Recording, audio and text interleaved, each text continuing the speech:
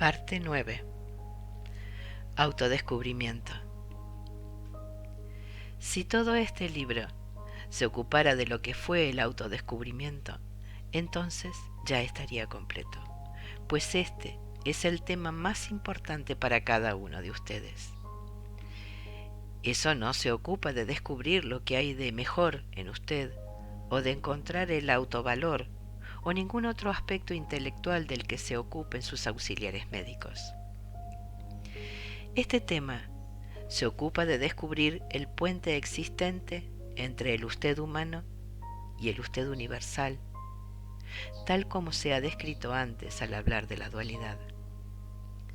Encontrar este puente cambiará toda su vida, incluido lo que siente con respecto a sí mismo, con respecto a los demás y con respecto a la tierra. También le ofrecerá una perspectiva mucho más sabia sobre lo que puede hacer con el resto de su vida, con objeto de aumentar la vibración del planeta. En resumen, lo es todo para usted. Es la directiva principal en este período y es una elaboración rápida para desprenderse del karma que aún le queda. Muchos de ustedes pasan una gran cantidad de tiempo tratando de comprender el funcionamiento de las cosas, así como la historia y el significado de las cosas. Algunos de ustedes emplean una enorme cantidad de energía y de riquezas en la empresa de solucionar fenómenos no explicados o los significados místicos de objetos y estructuras dejados para que ustedes reflexionen sobre eso. Ello forma parte de un enfoque intelectual humano al autodescubrimiento aparente, bajo la pretensión de que si llegan a conocer todas estas cosas, entonces sabrán algo acerca de sí mismos. También representa a esa parte de ustedes que desea verificación, sobre una base humana lógica, de aquellas cosas que no comprenden, de modo que puedan relacionarse mejor con la totalidad de la imagen. Aunque estos métodos les han servido bien en las energías pasadas, tienen un valor limitado en la nueva energía. Siguen sin comprender cómo funciona su cerebro, pero no pueden negar su viabilidad solo por el hecho de que no puedan explicarlo. Naturalmente, la ironía de todo esto es que tienen que usarlo. ¡Qué cuestionario!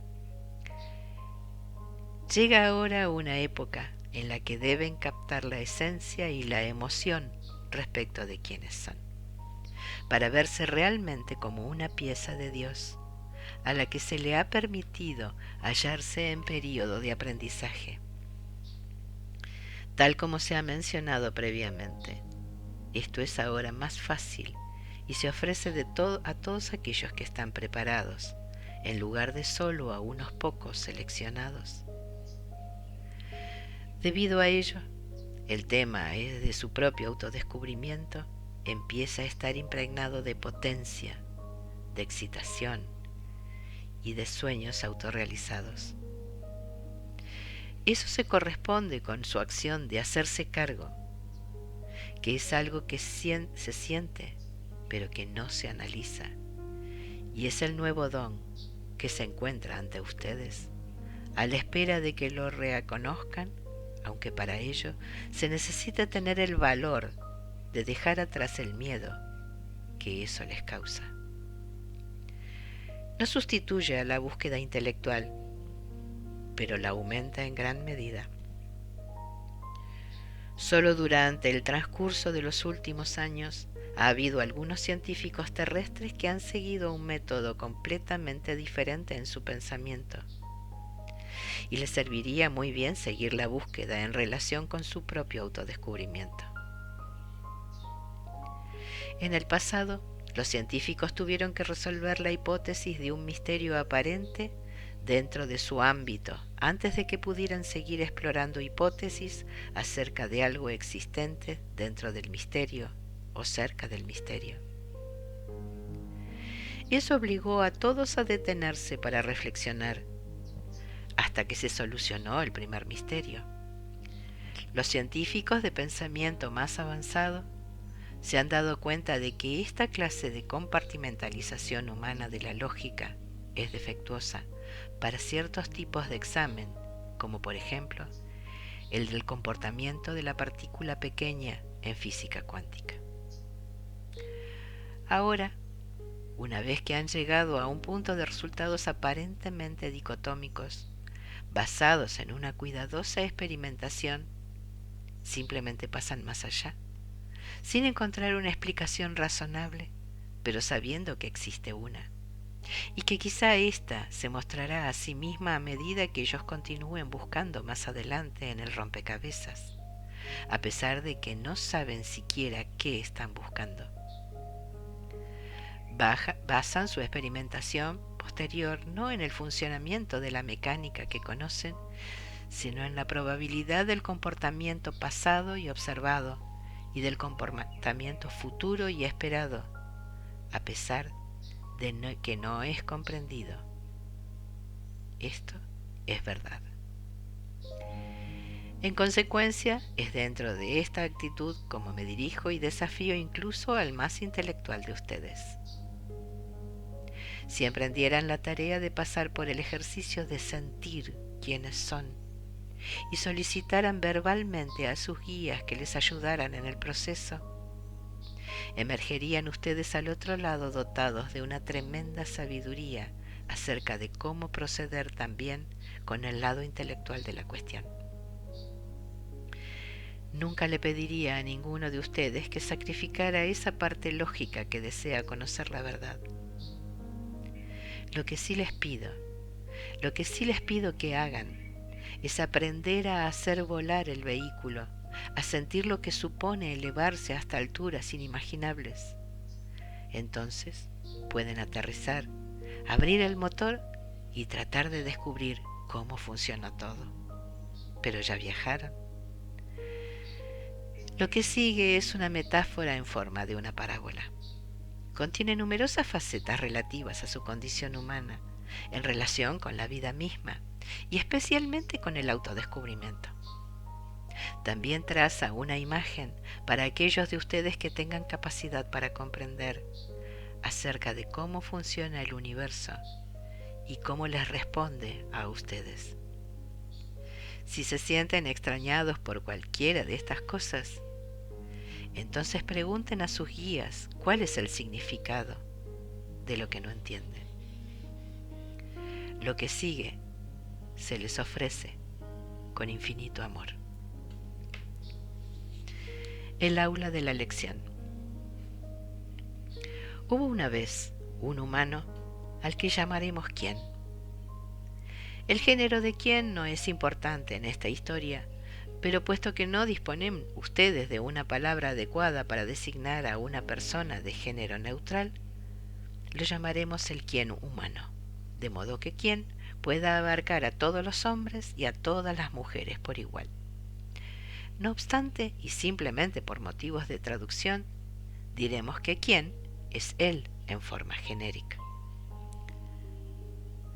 Como todos los humanos de su cultura, quién vivía en una casa, pero solo se sentía preocupado por el espacio en el que vivía, puesto que era exclusivamente suyo. Su habitación era hermosa y él estaba encargado de mantenerla de ese modo, cosa que hacía. Quien llevaba una buena vida y se encontraba en una cultura en la que nunca padecía escasez de comida, pues ésta era abundante. Tampoco tenía nunca frío, puesto que siempre estaba cubierto. A medida que quien fue creciendo, aprendió muchas cosas sobre sí mismo.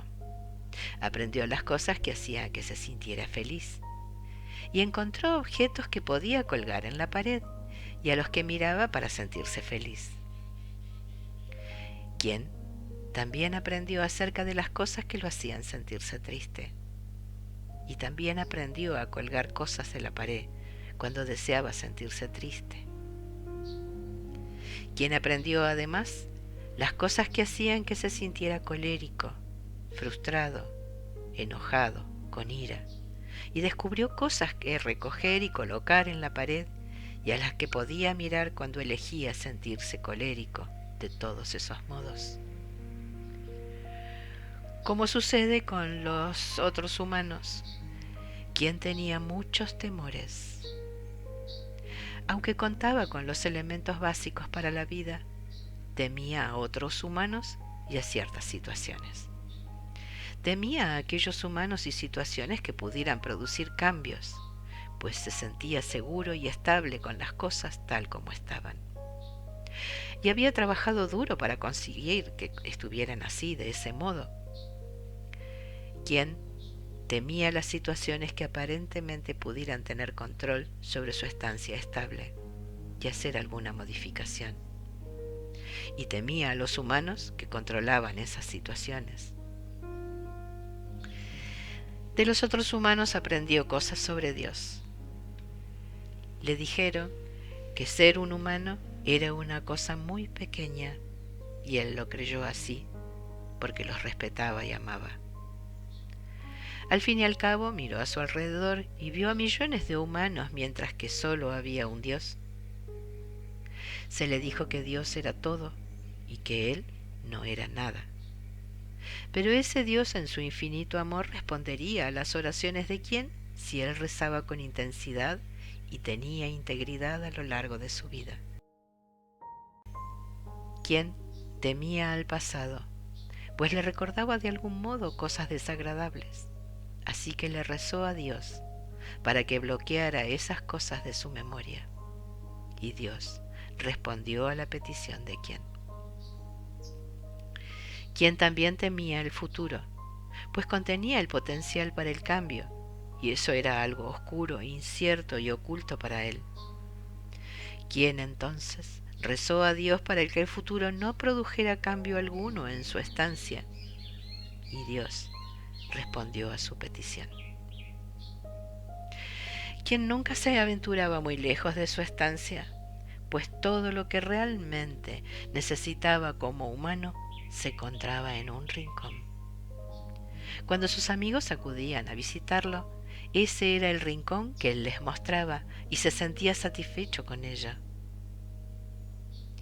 Quien un día observó por primera vez movimientos en el otro rincón de su estancia, cuando tenía aproximadamente 26 años.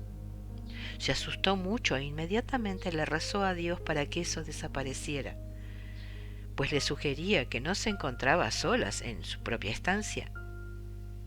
Eso no era para él una condición aceptable. Dios respondió a la petición de quien y el movimiento se detuvo, y quien ya no temió más. Cuando tenía 34 años, ese movimiento regresó. Y quien pidió una vez más que se detuviera, pues tenía mucho miedo. Y el movimiento se detuvo, pero no antes de que quien viera algo que había pasado completamente por alto en ese rincón en la vez anterior. Era otra puerta. Y sobre la puerta descubrió una escritura extraña que él no podía entender. Y quien temió lo que eso pudiera significar. Quien entonces preguntó a los líderes religiosos acerca de esa extraña puerta y de su movimiento, y ellos le advirtieron que no se acercara a eso, pues, según le dijeron, era la puerta que conducía a la muerte, y ciertamente moriría en su curiosidad si se convertía en acción. También le dijeron que la escritura sobre la puerta era maligna y que no debía volver a mirarla nunca más. En lugar de eso, lo animaron a participar de un ritual con ellos y a entregar su talento y sus ganancias al grupo, a cambio de lo cual le prometieron que se sentiría para siempre bien. Cuando quien tenía 42 años, el movimiento regresó. Aunque esta vez no sintió tanto miedo, pidió nuevamente que se detuviera, y así ocurrió. Dios era bueno con él, al responder de una forma tan completa y rápida a todos sus pedidos, quien se sintió capacitado por los resultados de sus oraciones. Cuando quien cumplió los 50 años, se puso enfermo y murió, aunque no fue realmente consciente de eso cuando ocurrió.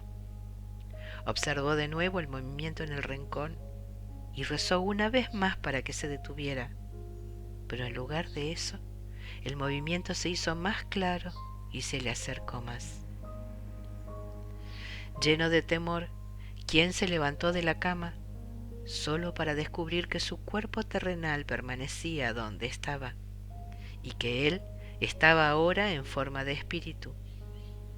A medida que el movimiento se le acercó más, quien empezó a reconocerlo de algún modo y sintió curiosidad, en lugar de sentirse asustado, y el cuerpo de su espíritu le pareció de algún modo natural.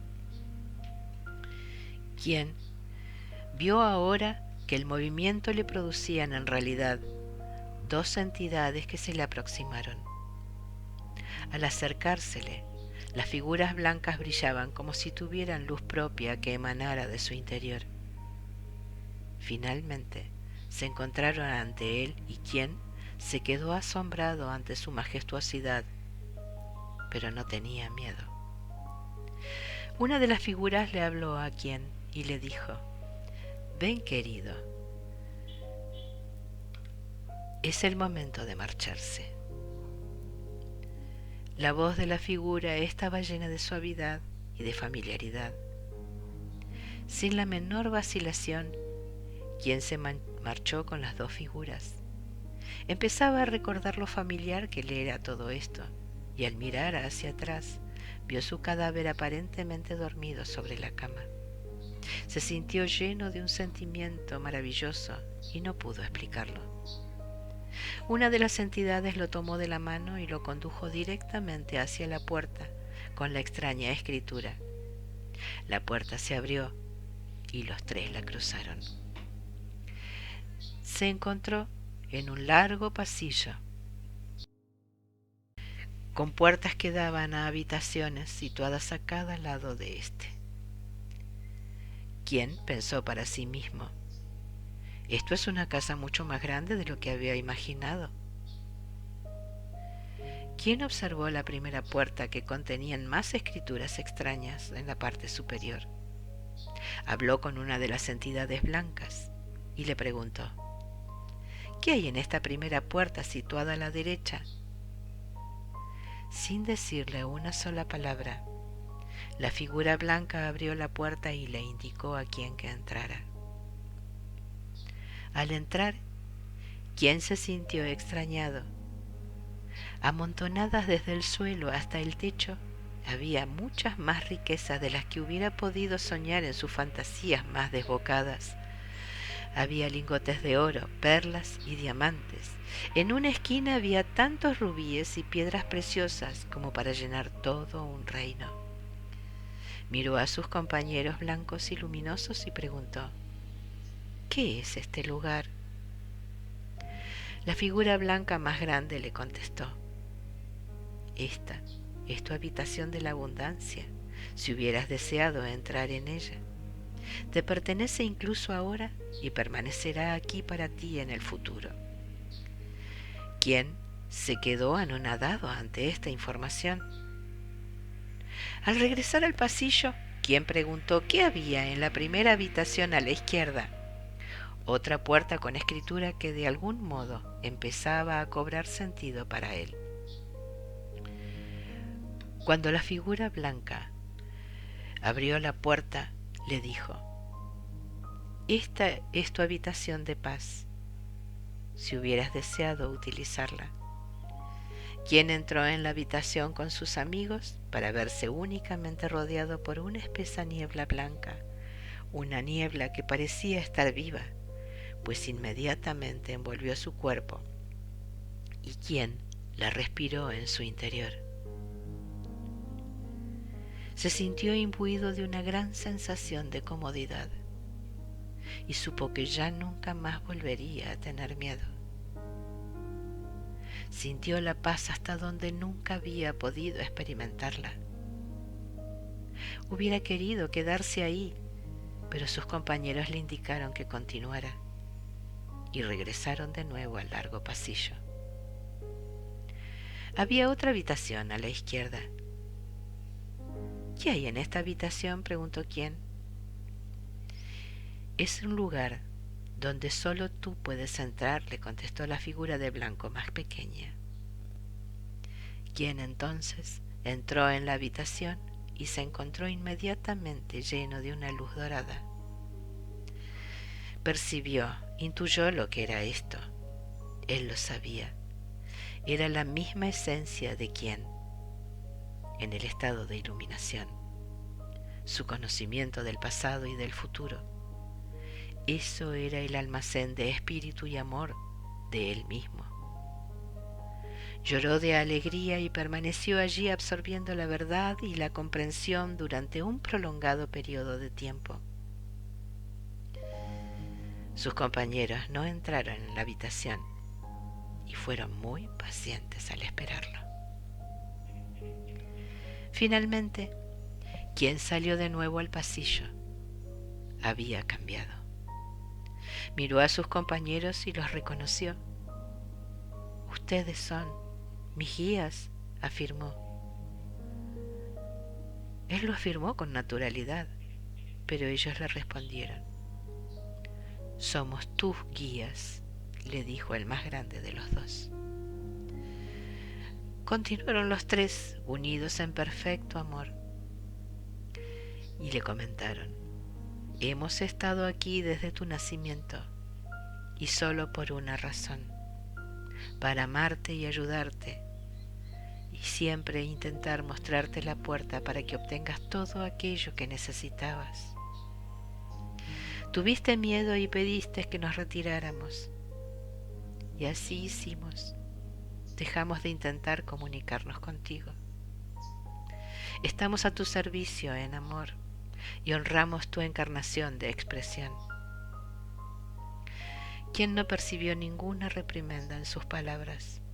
Se dio cuenta de que ellos no lo juzgaban, sino que lo honraban, y sintió su profundo amor. Ellos respetaban su libre albedrío. Miró hacia las puertas y ahora pudo leer la escritura.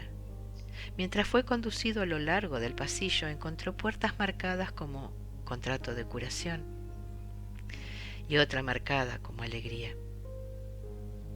Qian vio mucho más de lo que hubiera deseado, pues a lo largo del pasillo había puertas con nombres de niños no nacidos e incluso una de ellas marcada como líder del mundo. Qian empezó a darse cuenta de todo aquello que se había perdido a causa de sus miedos, sus dudas, su falta de fe. Y entonces, como si los guías le leyeran el pensamiento, le dijeron: «No le reproches nada a tu espíritu, pues no es apropiado y no sirve a tu magnificencia».